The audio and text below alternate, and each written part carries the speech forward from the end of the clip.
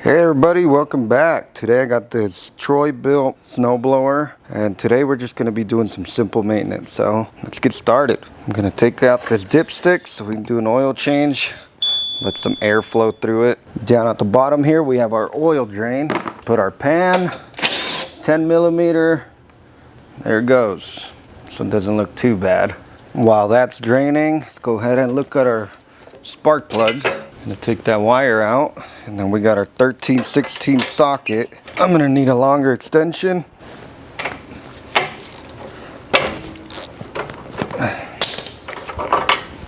And that looks pretty fouled up. This is equivalent to the BPR 5ES by NGK, and our gap should be between 0.6 and 0.8 millimeters, which this is right on the dot. Put a little bit of anti-seize on that. I put a little bit of anti-seize on that. You're kidding me, bro.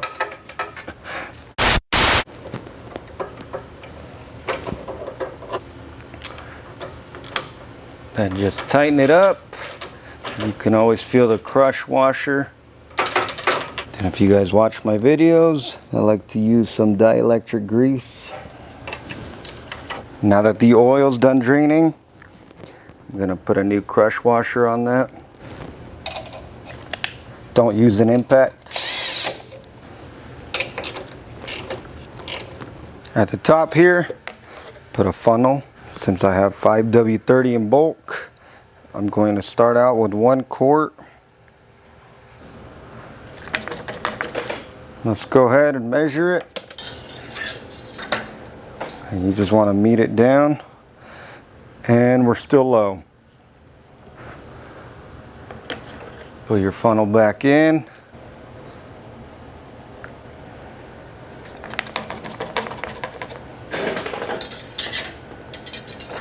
Oh yeah, right on the dot. 1.5 quarts.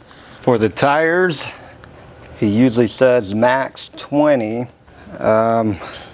So since that's max, I like to go about 15. It's good enough. You do the same on this side.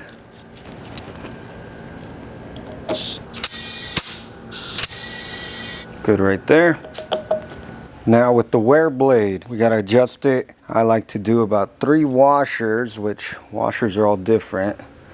So that's 4.26 millimeters if you want to know the exact measurement. But this is very controversial. You're gonna have to adjust it according to your sidewalk or your place of wherever you're gonna use this. Now I put the washers already, one on this end, one on that end. And to make our adjustments, we gotta go over here. Once you got it up, you're gonna loosen this, and it just dropped down. Don't loosen it all the way. That should be good.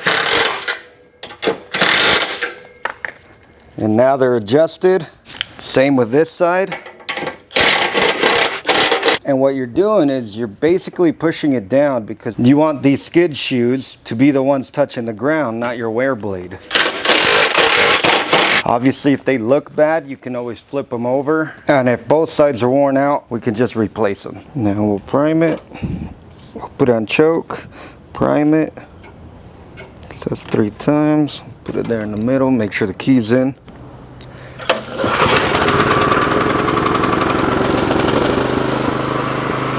Okay, that's it for just the simple maintenance on this. On the next video, I'll do the carburetor on one of them, because surely there'll be one that comes in with the bad carb. Anyway, if you like this video, give me a thumbs up, share, and subscribe, and I'll see you next time.